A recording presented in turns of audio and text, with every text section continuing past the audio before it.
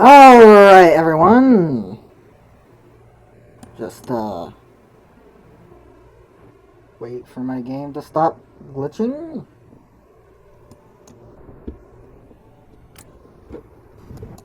Okay, there we go. Alright. So today, we are going to be looking at the Hew Hungary. Hi, Cass. Hi, little kitty. How you doing? You getting on my desk? I can't see my screen. Hi, come on. You want a little bit of attention here.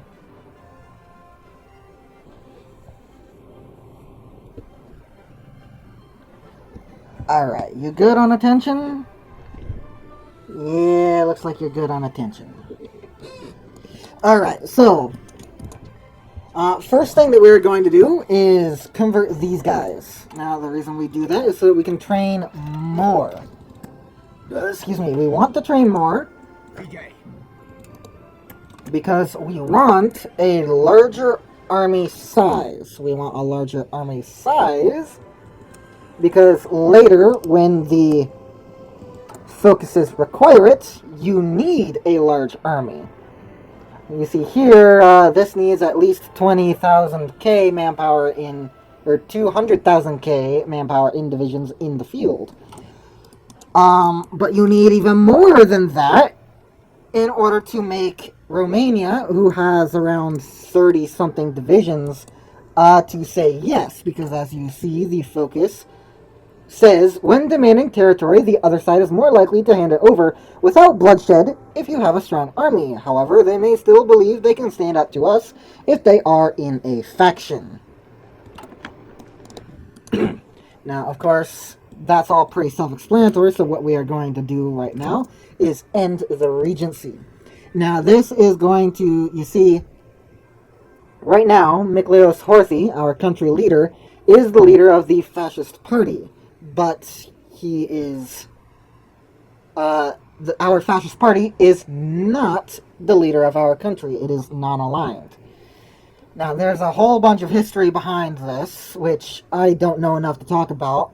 But what this is essentially doing is letting us oust Miklos Horthy. Basically, what this focus is saying is, well, the Pragmatic Sanction of 1713 was issued by Holy Roman Emperor Charles XVI to ensure that the Habsburg monarchy could be inherited by a daughter, undivided, essentially deeming our nation as Habsburg land for the future to come. However, Charles the Fourth unsuccessful coup d'etat attempt was after Charles IV's unsuccessful coup d'etat attempt. This was revoked.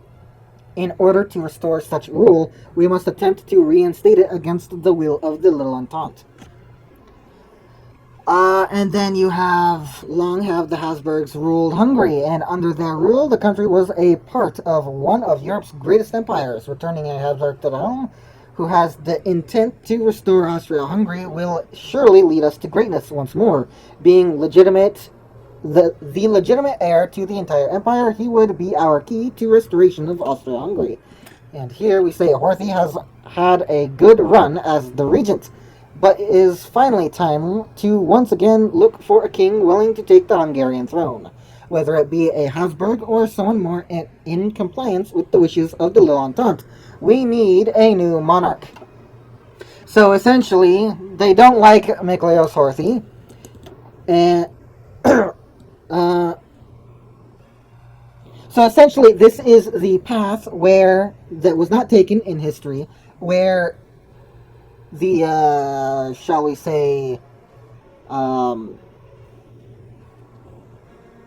conservatives in the government, the people who realized what Horthy was doing and realized that this was the path that was going to be taken, started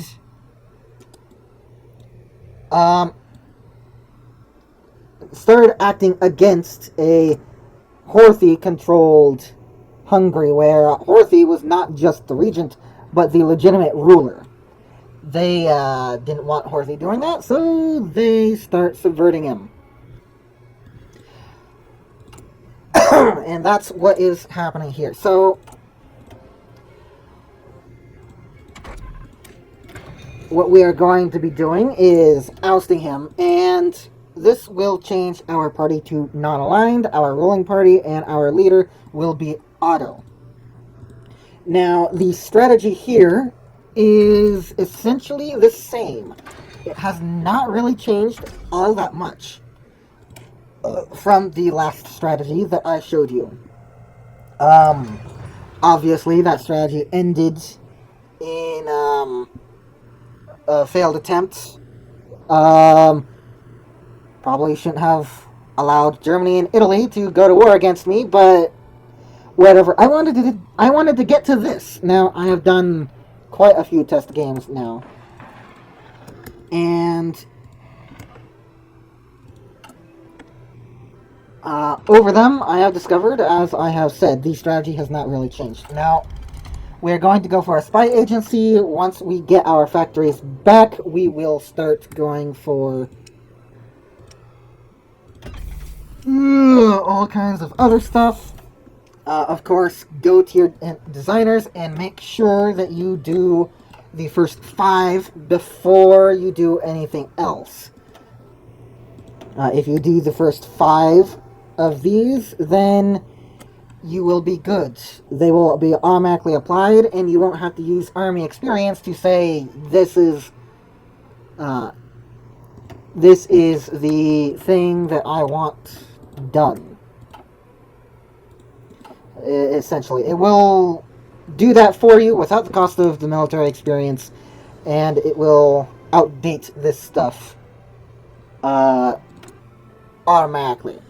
And the reason why we don't just do that, because of course later we will have to update the design using 5 experience. The reason why we don't do this all the way is because we want to be notified when this policy becomes active. Now, of course, for something like this, none of these bonuses are really that that enticing. If you're Hungary playing, a standard historical Hungary game with Mikhail Horthy coming into power, and you have all those problems with steel, then having something like this might be a concern for you. But mostly it's just going to be the reliability here. Because the funds gain is useless at the point where you get this policy, and the research bonus is also useless because by that time you will have lots of shit researched, and the shit that you do end up researching is diminishing returns. High returns at the start, low returns at the end. So that's the same thing with this, and really the same thing with this. However, for lots of other things that actually do have good policies, this doesn't have a good policy, this doesn't have a good policy, but for something like this, or never mind, for any of these things that, give resource penalty is always a good thing for planes, although that resource need, is always a good thing for planes, but the resource penalty is less than ideal. The production efficiency cap is a good thing, produce more. The production output cost is a good thing, produce more. I don't know which one would be better. The agility, a buff to the planes themselves. And then production efficiency cap, yes, so those are all very good things. Now this is a fighter one, so you want to do that. And this, you're gonna be using it not on your medium planes, but on your small planes. So that's good. Getting to this one is good. That requires all of the following: 1, 2, 3, 4, 5. that requires a specific research. And this, yes, so that's perfectly fine. And then this, we're not going to be really doing anything with this because it's not a good designer at all, but we'll select those anyway.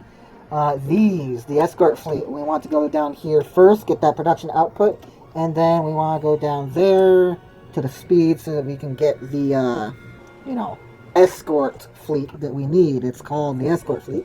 And then this. Now, something that I have discovered.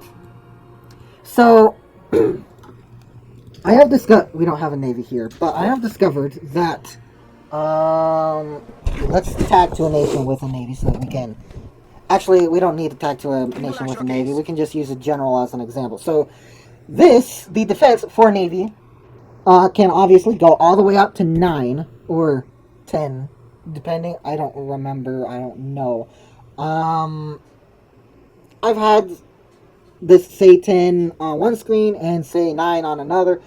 I've had it say 11 on one screen and then 9 on another, and then the bonus being something else, I don't remember, but you can gain a shit ton of defense, especially if you select something like this, and a leader that, excuse me, something like that, and or a leader that has special personality traits that specifically allow them to have a greater chance of gaining a defense skill on level up. Now that defense skill is really important because the defense affects your armor. Now, your armor is important because with just this tech, this armor is all you will ever really need. As long as you upgrade your admirals and you have the right, skills attributed. Let's do a little something here to show you what I mean. Notepad, no, I want this. Okay, so the armor of that is 30 plus 45, which is something that I am presuming to be the armor of the max bonus. I'm being conservative here. That adds plus 13, that's 43.5. Whoops. And then you take that and add that to the level 2 guns here of 36, plus the extra 10 that you get from these two ticks, extra 10%, and the other extra 10% that you get from this.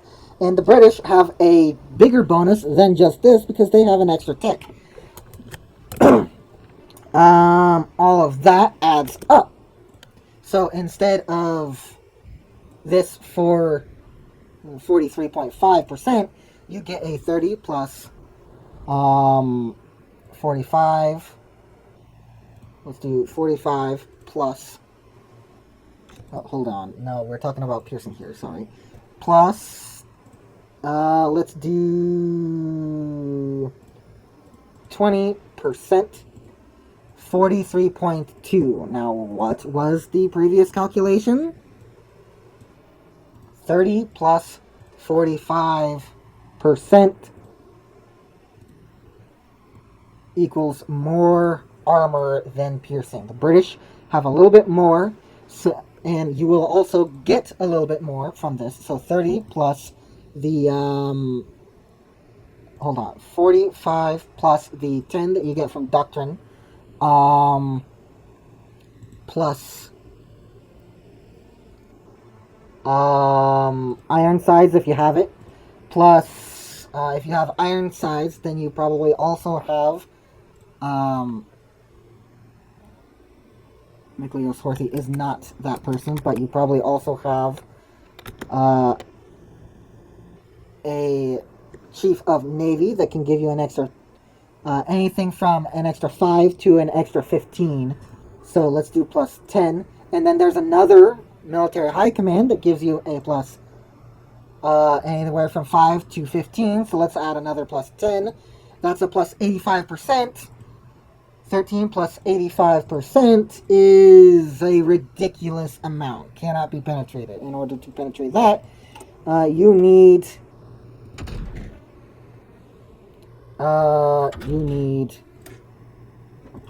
higher levels of gun. Way higher levels of gun. And that's expensive. It also requires you to actually build new battleships, because refitting your current battleships, that just takes ships out of the field. This amount of armor is essentially the amount of armor that you would get from a super heavy battleship. Can I still see the text, please?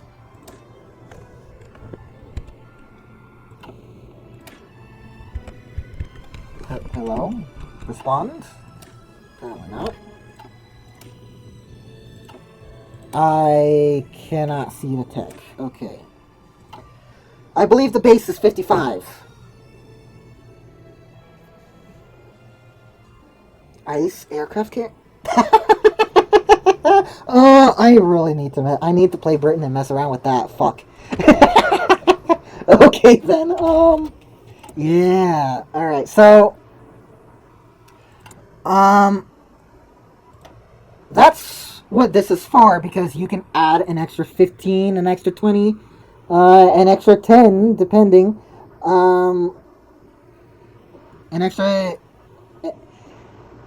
An extra 5, an extra 5 with these two, an extra 10 with these two, an extra 15 with these two, and an extra 20 with these two. Which takes this well above 85%. So 85 plus 20 equals 150. So 150 plus 100%, 61.5 armor. Now, why would you want this ridiculous amount of armor? I don't know. Maybe you don't want to have your ships be taking like any damage whatsoever. They will be vulnerable to torpedo damage, however, and that's where things get interesting. Especially when you consider battle cruisers, because you see, this is a battle cruiser designer through and through. If you consider everything that goes on, you take the 22. Am I correct? 22. This is it. Yes, the 22 armor of the, what's it called? And you take the plus 150, 105%. You get 45.1 armor. And as we know, that takes the cake for getting past the standard armor piercing of level 2 guns. So that's one interesting fact that you can take hold of. The other interesting fact is this. So you have 30 armor on your battleships. You multiply that with 45 and 45%, and you get 43.5. That is enough, but of course you're operating with battleships. You're going to be, and all the doctrines give you more than that, so let's do 55%, which means that 30 plus 55% is going to be well above that piercing value, which means that you are very likely to not receive critical hits, and any damage that you sustain is going to be reduced by a hell of an amount. And that's without the designer. So, what do you do in order to protect your battleships even more? You look at incoming torpedo critical hit chance. You look at torpedo damage reduction. You look at both. And you can get a standard battleship with this designer, which Italy also has. You can get a standard battleship with that designer to get Yamato levels of torpedo protection without actually building a Yamato. Just a small refit of like 50 to 100 days after you complete the requisite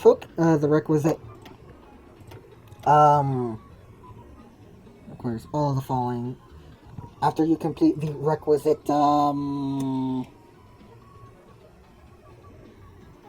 designer, the entire design, the sections of these designers, the requisite sections of these designers.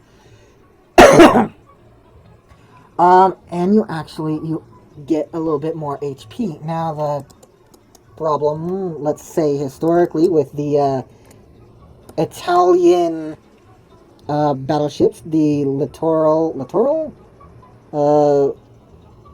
the Vittorio Veneto, and the other sister ships to it. Can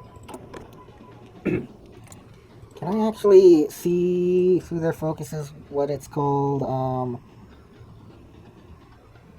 It's this one, right? Littorio class, yes. So there's that. The Littorio class seem to have had this designer because historically they had a very interesting torpedo protection scheme that seemed way better than anything else. The problem was that their armor wasn't as good as the Yamatos, so they could take torpedo hits, but they couldn't really do anything else. So that's one thing to consider. Now, with that in mind, I personally think that the designers should be, the points to these designers should be allocated like this at first. Or at least with all these mutually exclusive branches here. This for the piercing, not this, so that it doesn't add unneeded production cost. This for a little bit of extra armor, incoming torpedo critical hit chance, always nice, and then max speed, because this is your battleship, your battlecruiser designer. You want the speed, that's what battlecruisers are good at. That aside, let's move on to these. Now, it's not a very good designer at all. It only goes for medium tanks. I wouldn't suggest using this at all. Later in the focus tree, we will get some Austrian designers through this focus, which will be very, very good for us. But this designer, this designer is fucking amazing. So we can do that. 1, 2, 3, 4, and let's do 5. We're Hungary. We will have some steel, but it's going to be limited, especially when we have to catch up to basically everyone else, which will be very, very, very annoying. So let's do this. Now, the important thing to note that I had to find out through cheats, because throughout my tests I could never do it legitimately, is that you can never get Horthy back once you get down to this. Now, what I mean by getting Horthy back is he is the leader of the fascist parties. The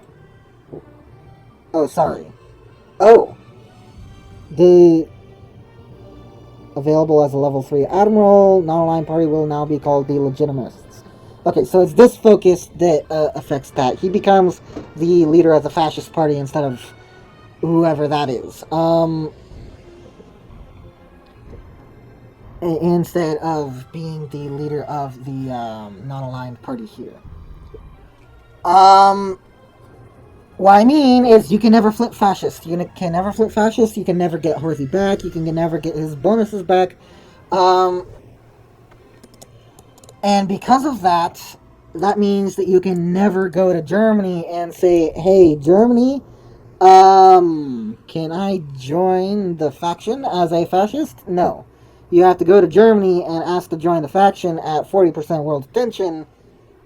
And you have to have really, really good relations with him for him to ever be able to say, ah, yes, I accept. Which is a problem that we will have to solve with a non-aggression pact and keeping a shit ton of divisions on whatever border we end up sharing with them.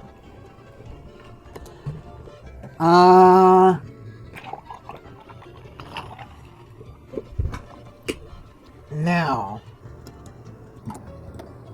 we've already discussed the research in our previous thing. So, anything else to discuss in this focus stream? Okay, so we will be having to go to war against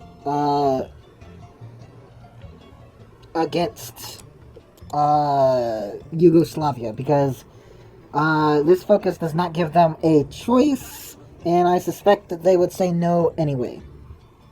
And I also think that Kingdom of... We will also be having to go to war with the Italians for some land here, which will be interesting to say the least.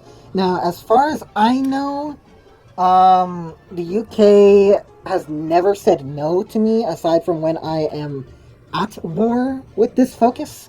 So you can get Palestine here, Jerusalem, and if you ever manage to get into the Axis, that will be a very interesting front to fight on, because that means that the Italians and you can go at Alexandria from both sides, which is an amazing concept to me. Something that I totally want to do in multiplayer. Excuse me.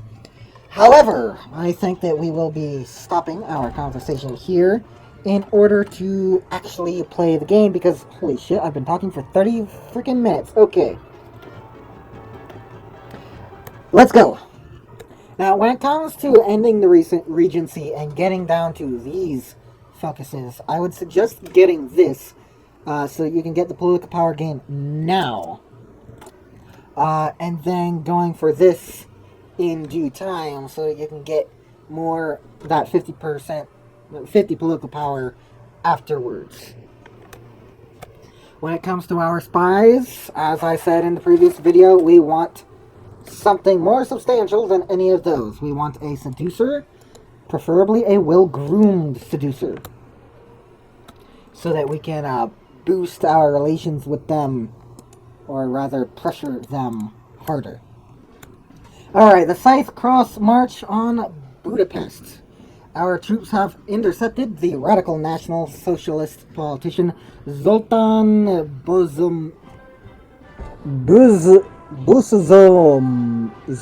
Buzormenyi and has followers marching on Budapest in a coup attempt heavily influenced by the Mussolini's March on Rome. This politician activist referred to himself as a giant among the giants of intellect, and great Hungarian poet with a prophetic mission has gathered his group of disgruntled agrarian followers under the banner of the Scythe Cross and are moving toward our capital. How should we handle this? Now, before, when I thought that I could flip back to Horthy in order to get into the Axis, I had decided, okay, let's do this one. However, I think now that it's a lot more smart to get the political power and change the popularity of fascism. We don't want fascism to go below 30%, but at the same time, we can't really help it, can we? So let's go over here. Let's get someone, financial expert, silent workhorse. I actually haven't considered this for a little bit. We don't want him, although the political power... Ooh, the political power. Political power gain, research... Ooh. Ooh. Declare war tension on us? Plus some political power, plus 2 research speed. Ooh. This guy isn't worth... This will be more worth it now than he will be later. Ooh, even more research speed? Holy shit. Okay, yeah, research speed is going to be a pain in our goddamn ass. So, perhaps... what this focus? That gets rid of the Gumbo's 3D goods factor. Okay, we already have some goods factor, so let's take a look at some political power. These two cancel each other out. They give 20% political power. You get some stability, justify war goal time, and justify world war tension. Shit. We can't switch. We could switch to free trade right now.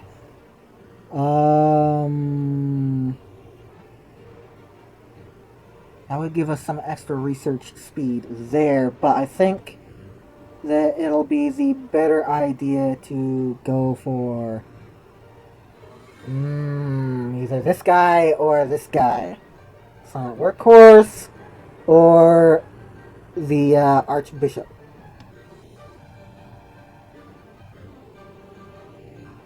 Let's go for the Silent Workhorse. Where is he? There he is. Then we can get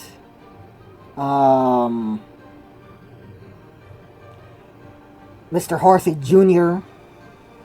and for his research speed, and then get the other guy that gave us research speed. This guy. An offensive war. Oh. Upon entering an offensive war. Interesting. Okay. Basically saying you can't have him. Ooh. Okay.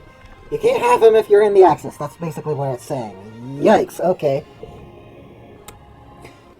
Alright, reach out to the candidates has completed. Now, we are not going to do reinstate the pragmatic sanction of 1713 just yet. What we want to do instead is go for secret rearmament. This is going to allow us to get some manpower so that we can start recruiting even more of these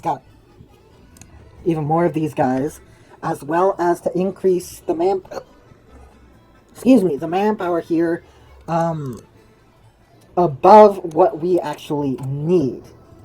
The other thing here is going to be to go down to negotiate the restrictions. We want the base more support here, or not. We want this before we do this, because this prevents us from doing this. Requires one of the following. Can lead to the replacement of Treaty of Trianon. Does not have national spirit, promises of peace. This gives national spirit, promises of peace with an event. So we want to get down here first. Now, whether you want to go down the Air Force first or the War Games first is up to you. However, I would suggest going down the Air Force first and doing something that I haven't been doing, which is permanently training your Air Force so that you have some XP to make some proper fighters and bombers so that you can actually produce them and have an impact when going to war. Okay, so we are doing this.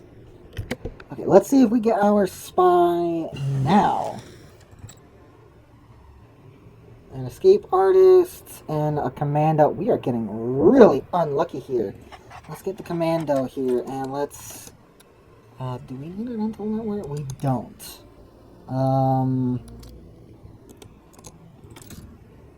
Let's do that, and hopefully we get another spy that's actually good. Okay, so we have the ability to go up to partial mobilization or free trade. I think. Oh shit! I think that we should go up to partial mobilization here. Yeah, that's gonna give us some extra factories here. Ooh, I keep forgetting to do this crap. How many extra factories does that give us? 6. Cool.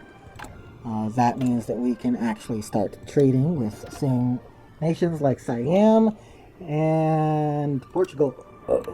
Excuse me, Portugal. Actually, not Portugal. Fuck Portugal. Nationalist Spain. Give. We support your efforts. Okay, negotiate the restrictions is complete. Now we can go down to reinstate the pragmatic sanction of 1713. And in a few days, we get the blood agreement.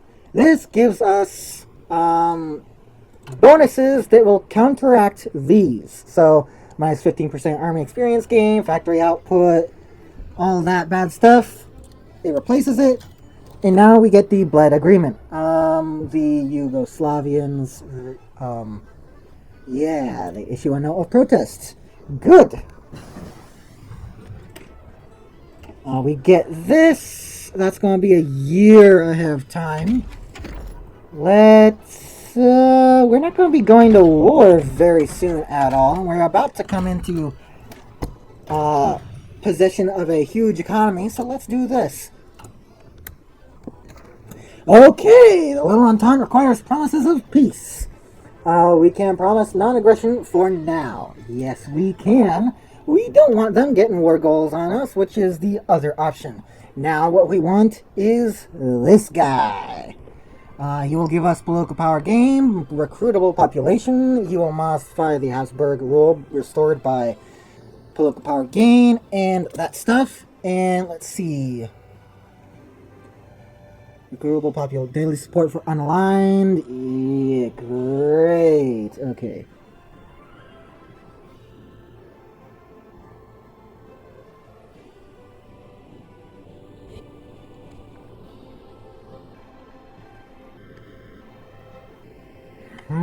Interesting. Okay. That's permanent then. That's going to be a problem getting into the Axis.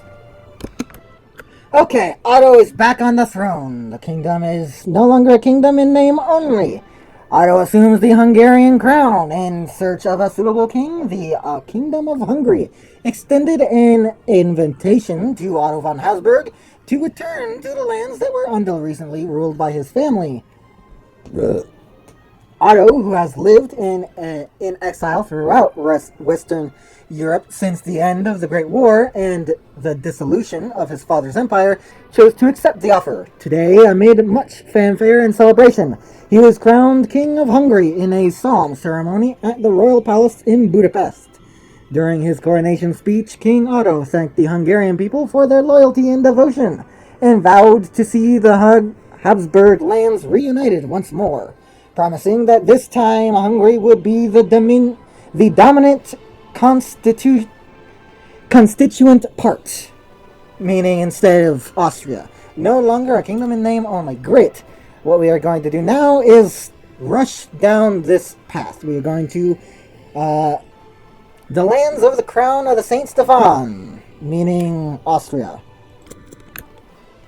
Now, at this point, I am going to go off of limited or export focus and go with free trade here because we don't have very many resources of our own, and the resources that we do have are kind of useless to us. So we do it.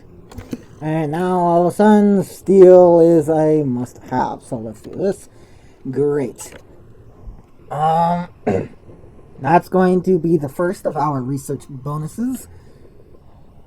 And we actually need to save up now for volunteer only or limited conscription, depending on which one you can get to first. Sorry, I shouldn't be saying depending on which one you get to first, because obviously you're going to get to volunteer only first. Depending on which one you might be able to get to before the required time.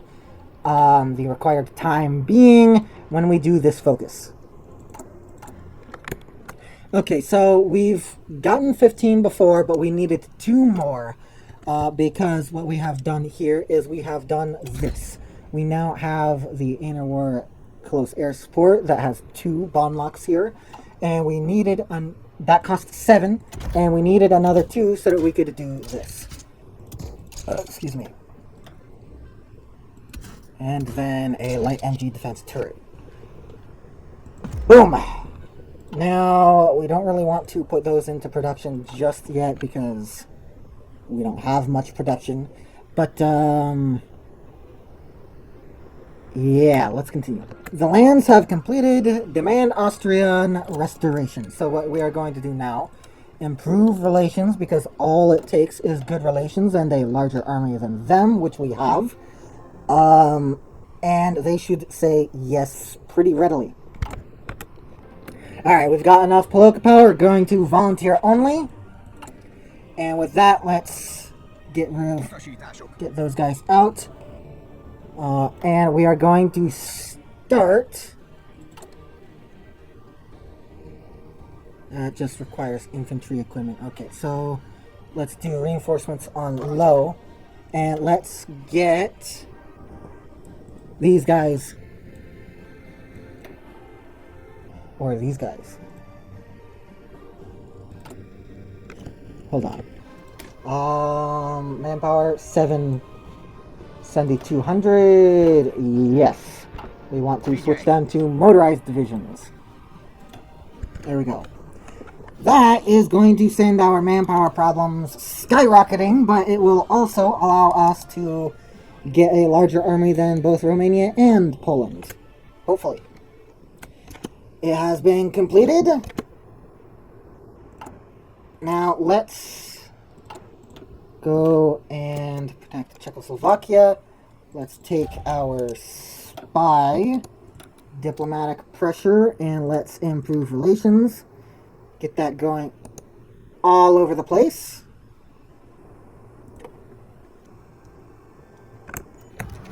And they accept. We now have a puppet. Now, for the purposes of Czechoslovakia, we want to offer them a non-aggression pact. Because, as this focus says, they will be more likely to submit if world tension is high. World tension has just sprouted up. And they will also be more likely to accept if they are not in a faction, if they have a high opinion of us, which they will, and if they have a non-aggression pact with us. Also, if their military is weaker than ours. Which it all will be. Now that we have this non-aggression pact and the other things are completing, let's get our spies back up into Germany. Now we are doing Germany here because we want to do the exact same thing. We want a non-aggression pact. Because if we have a non-aggression pact with them, then we will be able to get time where they will not declare war on us or our puppet for us to do some things that I will share with you later when the time comes. Czechoslovakia is completed. Okay. And what is that up to? Okay. We can deploy these now.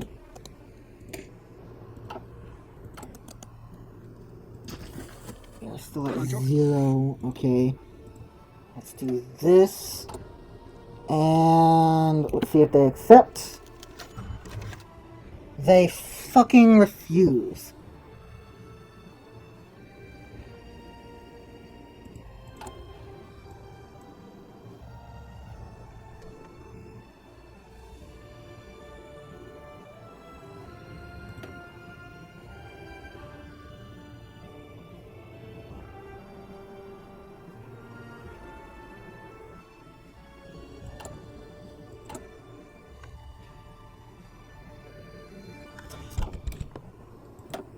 Okay, let's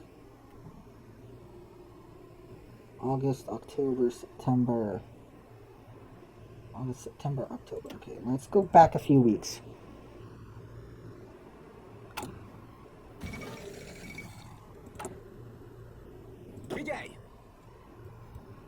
Okay. Demand Austrian restoration. They accept because we have a larger army than them. Why do... Is it because... Military is weaker? Is it because of all of our under-equipped divisions?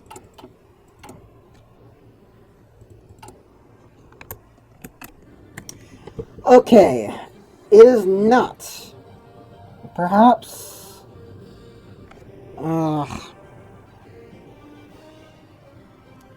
I mean, they are all shitty fucking Hussar divisions. But we have many more of them than they do.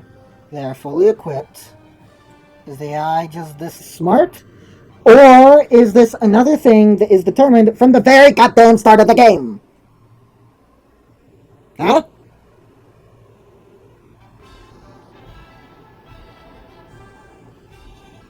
Fuck you, music.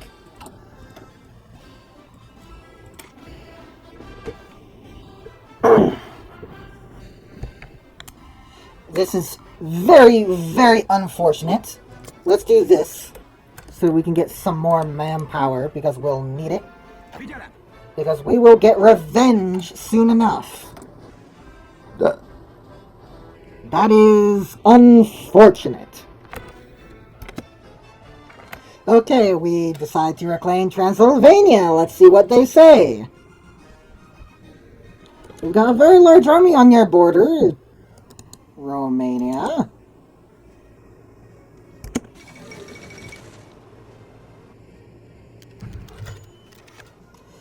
As it should be. Okay, good. Now, you motherfuckers. Let's get some infantry equipment going. Let's resupply our troops. That's largely useless. Let's wait. Okay, we are about to make the demand of Poland for these territories and the demand of Bukovina from Romania. Let's see if this goes well.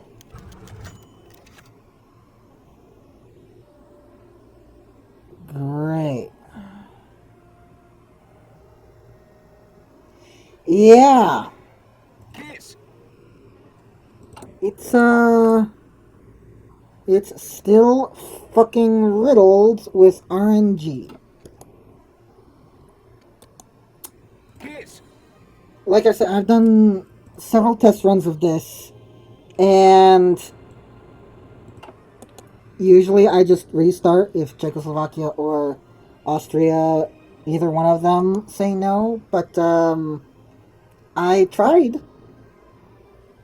I really tried this video. It hasn't worked. What about Poland? Okay, this is great. We don't really care that much about Bukovina, but what this means is that this doesn't just get claimed. We actually get cores on it. You see, this is just a claim because they didn't give it to us. But what we can do now is we can do this.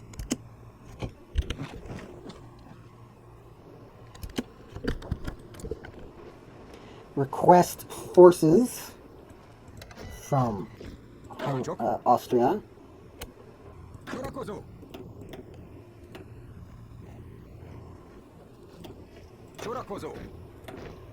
And have this army go up here to penetrate. Now we have a non-aggression pact with them, which we can't fucking break. Alright, yeah.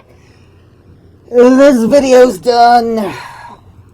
I'll upload this just to show how fucking RNG this still um, is not.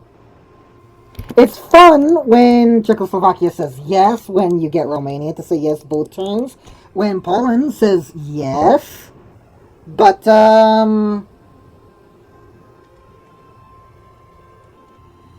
otherwise,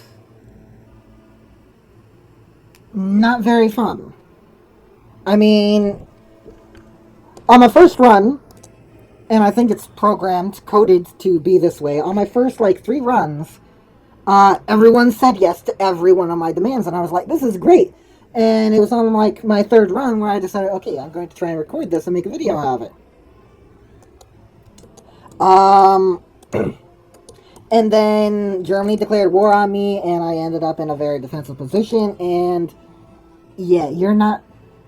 When all that you have is this area, you're not winning shit. So I decided to scrap it, and then on my 4th run, everyone just... I think it was on my 4th run that even Austria said no.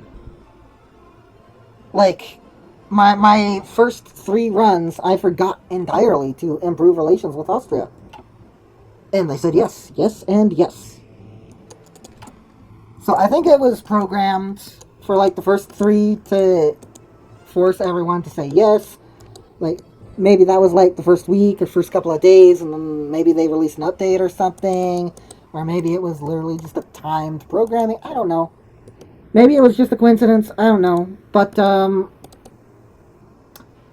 yeah, this is, real shitty. And now I don't even think...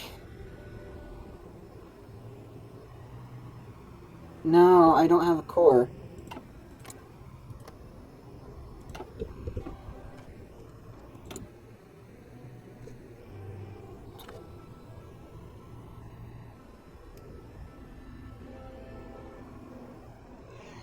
Yeah, sorry everyone, but this video is done.